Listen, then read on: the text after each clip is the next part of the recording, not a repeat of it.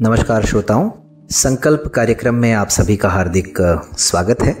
मेरा नाम है आरजे संदीप और आप इस वक्त सुन रहे हैं रेडियो मधुबन 90.4 FM। सुनते रहो, मुस्कुराते रहो।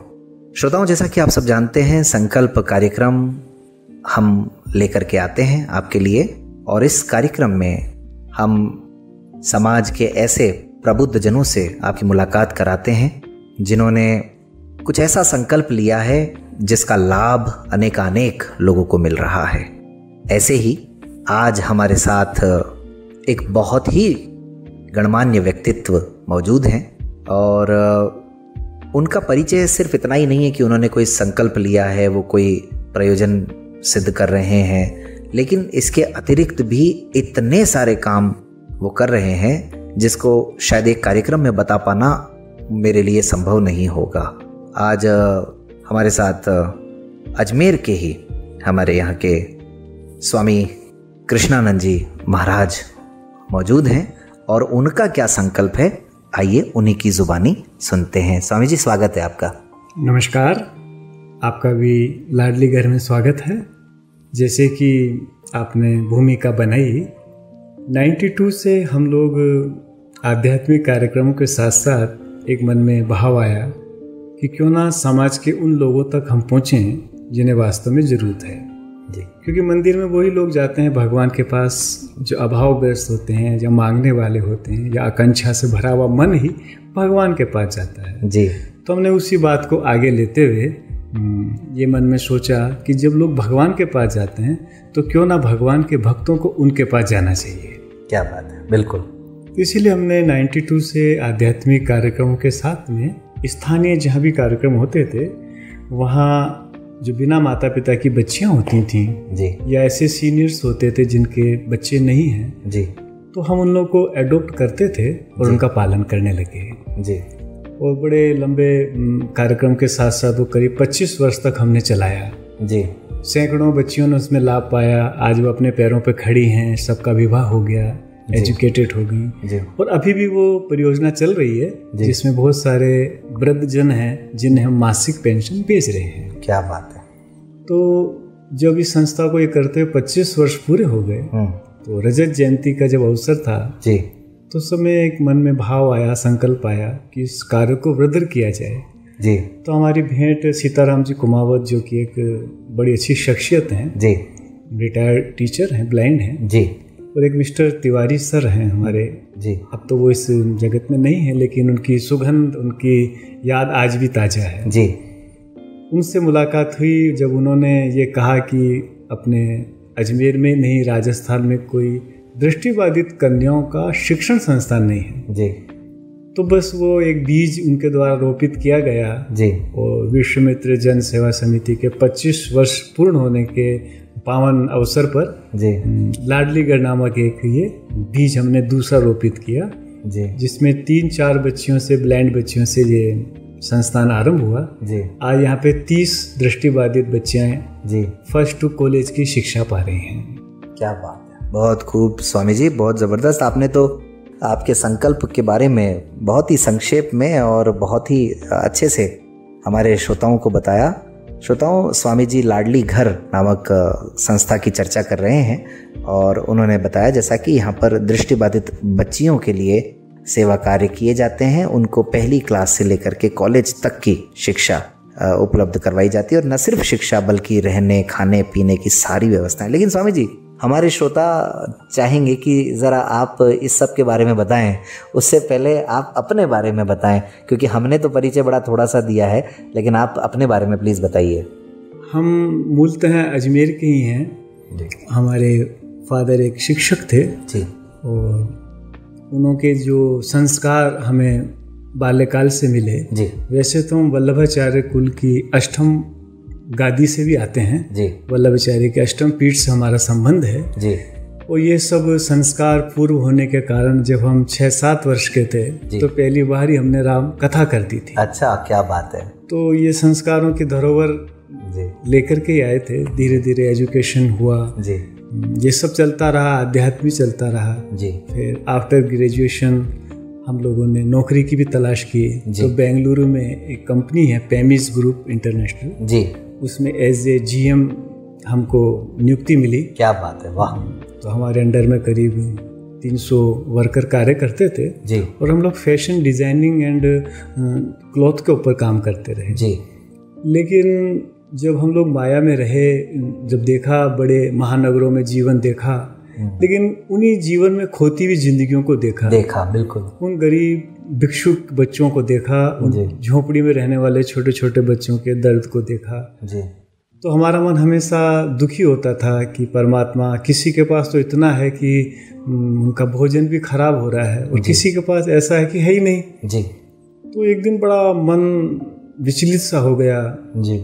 फिर हम 1990 के अंदर हिमालय चले गए परमात्मा से ये प्रश्न पूछने कि नाथ ऐसा क्यों है, क्यों दिव्यांगजन आते हैं, क्यों ब्लाइंड लोग इस जगत में, क्यों दुखी लोगों को ये सब भोगना पड़ता है जी।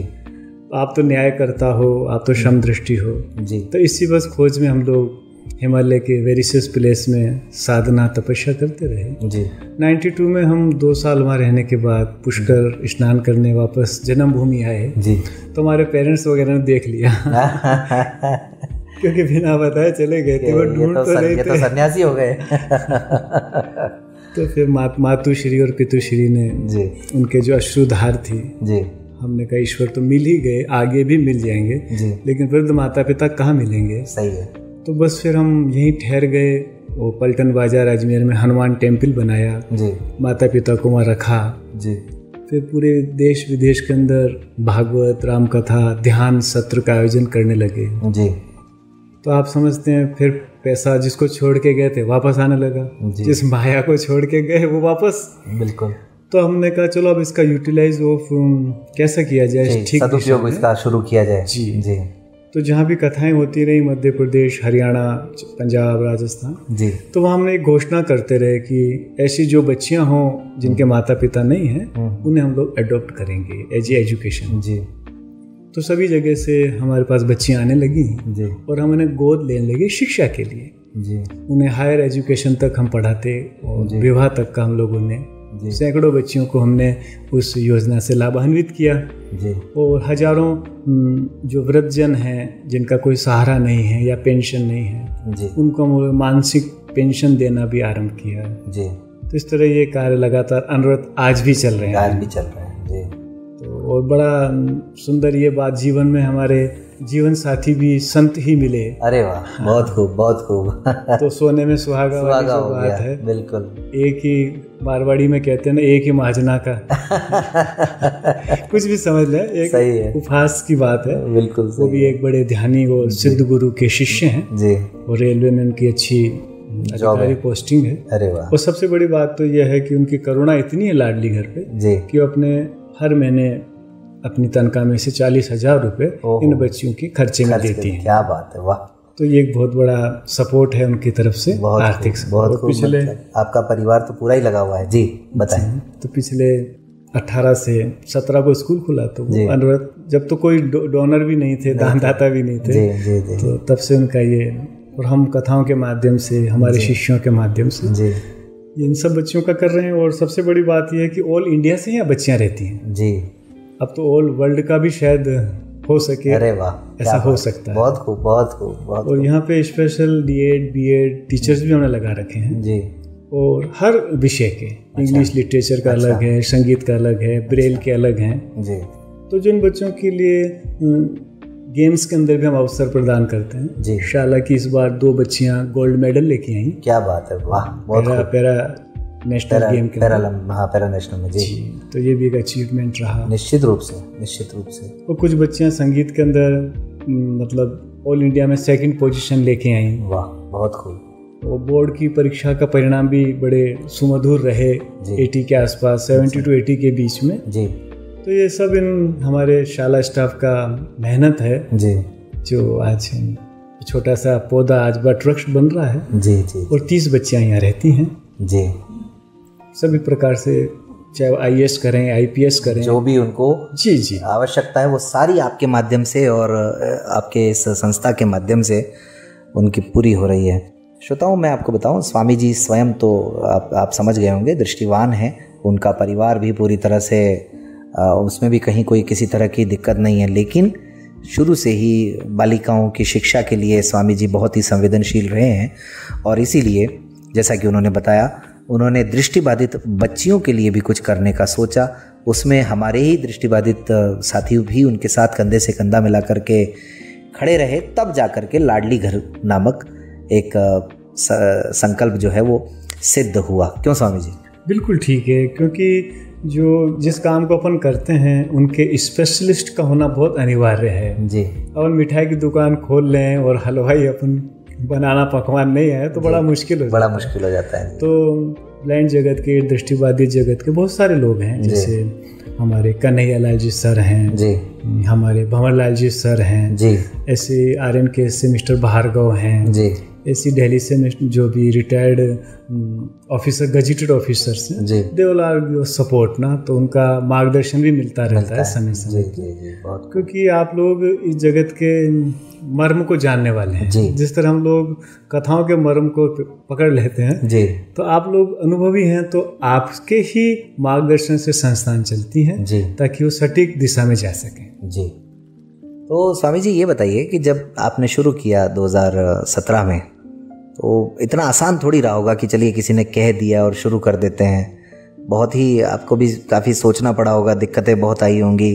तो कैसे धीरे धीरे मतलब उन सभी परेशानियों से आप बाहर निकले? बिल्कुल, आप ये ठीक कह रहे हैं कि किसी भी कार्य को आरंभ थोड़ा कठिन तो होता ही है, लेकिन पिछले 25 वर्षों का अनुभव रहा बच्चों का काम करने में, तो थोड़ा मोरल सपोर्ट उसका था ही जी। और हालांकि आप देख रहे हो कि आज कन्याएं सुरक्षित कहाँ हैं जी, लड़कियों का जीवन वैसे भी, और फिर ब्लाइंड बच्ची या दृष्टिबाधित बच्ची तो समाज की सबसे कमजोर कड़ी है। कई लोगों ने कहा रहने दो, क्या करोगे, लेकिन हमने कहा कठिन काम को ही करने का आनंद अलग है क्योंकि भगवान गीता में भी अर्जुन को यही उपदेश दे रहे हैं, सरलता सहजता से तो सब लोग कर लेते हैं, बिल्कुल, जो कठिन परिस्थिति के अंदर खड़ा हो वही तो वीर है जी हाँ।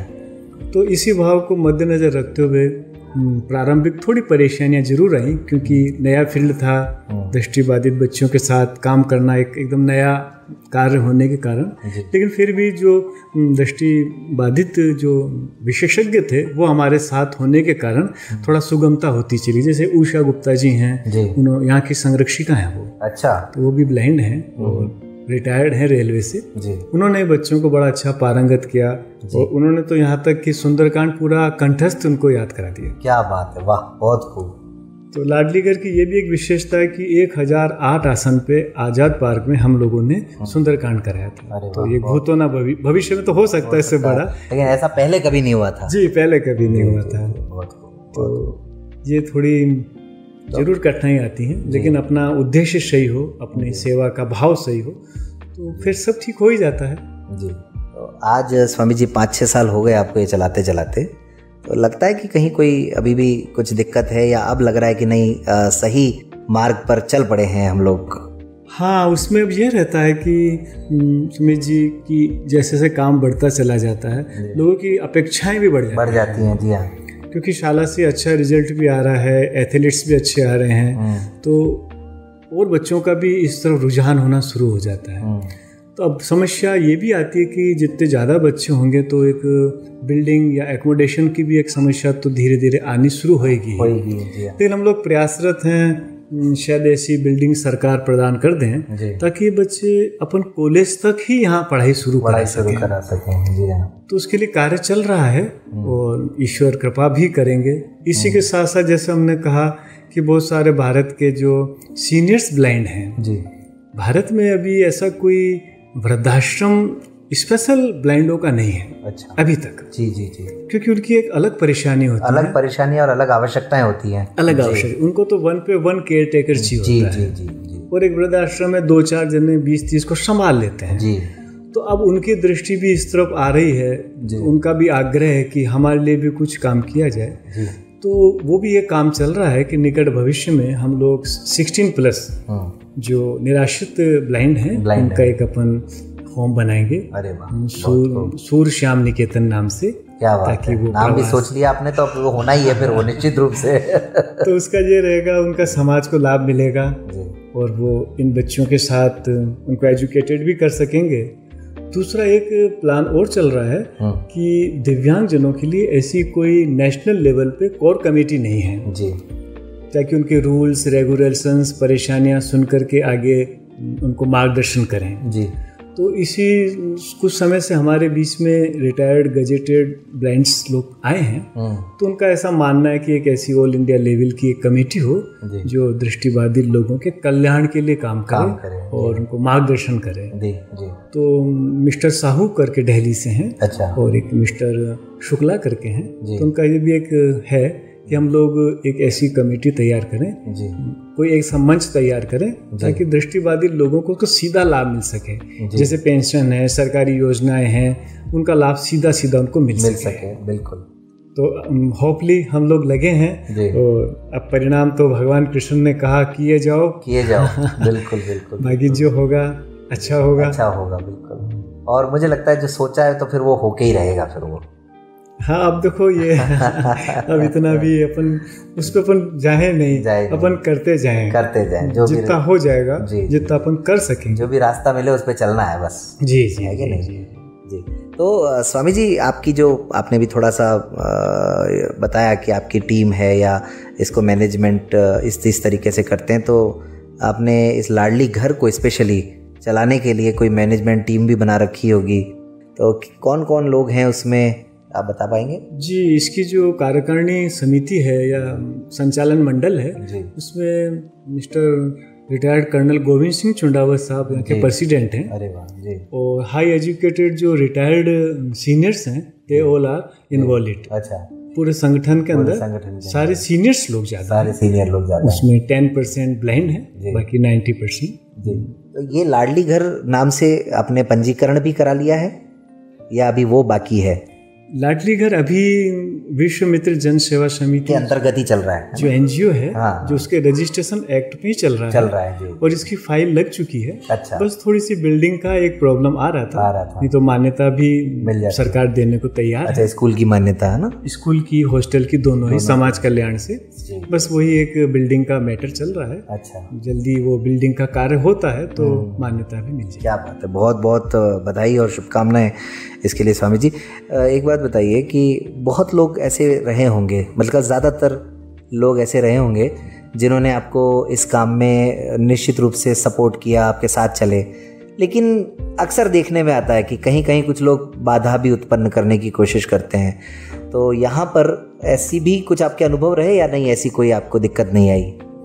नहीं, ऐसी कोई दिक्कत तो नहीं आया, क्योंकि एक्चुअल में तो समाज संस्कार वाला और दोनों तरह के लोग रहते हैं जी। तो ठीक है, कुछ नेगेटिविटी होती है लेकिन वो ज़्यादा हावी नहीं होती है यहाँ, क्योंकि यहाँ संस्कारों के या आध्यात्म है या सेवा के भाव से कार्य हो रहा है। तो इसलिए प्राय मोर देन 99% लोग तो एप्रिशिएट ही करते हैं, क्योंकि हमारा सीधा सीधा पारदर्शिता नीति है। जैसे भोजनशाला अपने हाथ से खिला के जाओ, किसी बच्चों को ड्रेस देना अपने हाथ से दे के जाओ, तो एक पारदर्शी नीति होने के कारण सबको उसका लाभ भी मिलता है। और रजिस्ट्रेशन एक्ट के द्वारा यहाँ आयकर विभाग की छूट भी है, तो लोग अपने जन्मदिन अनेक उत्सव मनाने आते हैं। बहुत खूब।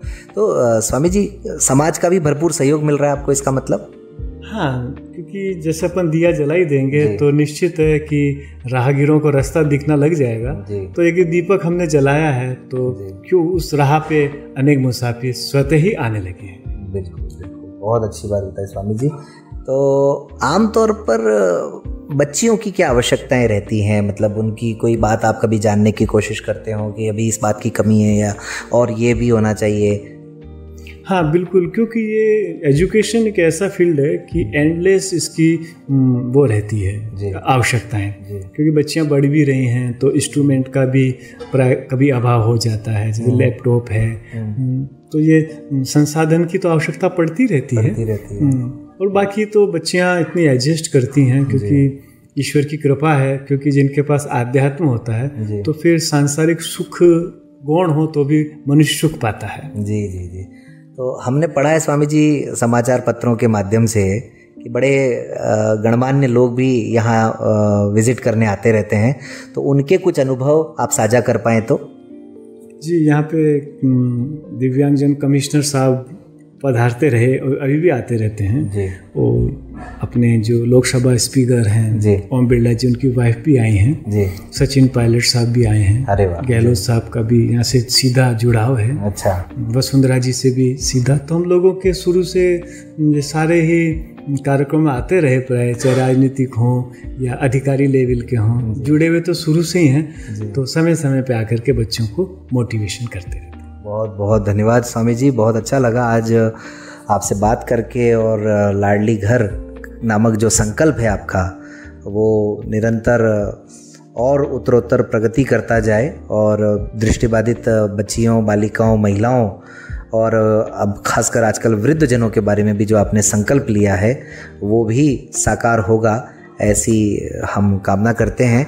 और स्वामी जी, अंत में आप चूँकि स्वामी हैं और आपका काम ही है संसार को सही मार्ग पर लाना, तो अंत में हम चाहेंगे कि आप हमारे सुनने वालों को क्या संदेश देना चाहते हैं ताकि और लोग भी आपकी बातों से प्रेरित हो सकें। जी स्वामी जी। बस हम यही आग्रह करना चाहते हैं कि जैसे अपने पास थोड़ा सा भी अधिक हो अपनी आवश्यकता से, तो हमें उसमें से थोड़ा जरूर निकालना चाहिए, क्योंकि संसार में ऐसे बहुत लोग हैं जो हमारी तरफ आशा भरी दृष्टि से आस लगाए बैठे हैं। वो भगवान परमात्मा से जरूर प्रार्थना करते हैं, लेकिन परमात्मा तो माध्यम हमें ही बनाएगा ना, परमात्मा डायरेक्टली तो नहीं दे पाएगा। तो इसलिए हम सभी महानुभावों से यही आग्रह विनती भी करते हैं कि समाज के उन लोगों तक जरूर पहुँचें जो असहाय हैं, दिव्यांग हैं, वृद्ध हैं, रोगी हैं, जिन्हें आवश्यकता है कोई 2 घड़ी आके बैठ के बोल भी ले या थोड़ा सहयोग कर दे। तो हमारा ये मानना है, अनुभव है कि उन्हीं में परमात्मा निवास करते हैं। क्योंकि गीता में भगवान कहते हैं कि जहाँ मेरे भक्त हैं, जहाँ दीनहीन हैं, बस मैं वहीं रहता हूँ। क्या बात है। तो इसीलिए हमें उन जगह जरूर जाना, चाहे वो जगह कोई हो। वहाँ आपको सुकून मिलेगा, शांति मिलेगी और आपको लगेगा आज हमने कुछ किया जी। जिस तरह हम देने से खुश होते हैं, मांगने से खुश होते हैं ना, जब हमको बहुत 1 लाख की एक्सेप्टेशन है, 5 लाख मिलता है तो हम बड़े ग्लेटफुल हो जाते हैं। तो कई ऐसी जिंदगियां भी हैं जिनके पास 1 रोटी नहीं है, उन्हें 2 रोटी मिल जाए तो आप सोचो जो खुशी हमारी थी वही खुशी उनके चेहरों पे हो सकती है। तो किसी दूसरे के चेहरे पे मुस्कान देना ही हम सबका धर्म है। बहुत बहुत धन्यवाद स्वामी जी, बहुत ही अच्छी बातें आपने बताई आज। और वाकई में ये इस तरह के संकल्प मुझे लगता है हर किसी को लेने की आवश्यकता है, जिससे हम समाज में कहीं उजाला कर सकें, किसी के जीवन के अंधेरों को दूर कर सकें, हमारी मेहनत से किसी की ज़िंदगी बदल सकें। तो बस यही संकल्प आपका हमारा होना चाहिए। श्रोताओं, रेडियो मधुबन ऐसे ही अनेक प्रोग्राम आप सबके लिए लेकर के आता रहता है। आप रेडियो मधुबन 90.4 FM को सुनते रहिए, मुस्कुराते रहिए। और इसके अलावा मन की आंखों से हमराही, ये सभी कार्यक्रम हम आपकी सेवा में लेकर के आते हैं। रेडियो मधुबन पर हर गुरुवार रात 9:30 से 10 बजे तक आप सुनते हैं संकल्प कार्यक्रम। और आप भी अगर कोई संकल्प सिद्ध कर रहे हैं या आपने भी किसी की ज़िंदगी को बदलने का काम किया है, तो आप सबका भी इस संकल्प कार्यक्रम में इंतज़ार है। आप संपर्क कर सकते हैं 9414868659 पर या फिर 9414151415 पर। इसके अलावा ईमेल भी कर सकते हैं आप info@radiomadhuban.in पर। हमारा रेडियो मधुबन ऐप भी आप डाउनलोड करिएगा। 24 घंटे 7 दिन रेडियो मधुबन के साथ जुड़े रहने के लिए प्ले स्टोर पर रेडियो मधुबन के नाम से ही हमारा ऐप है और रेडियो मधुबन के नाम से ही यूट्यूब चैनल भी है। तो चलिए श्रोताओं, मिलते हैं फिर किसी और कार्यक्रम में। आज के लिए इतना ही।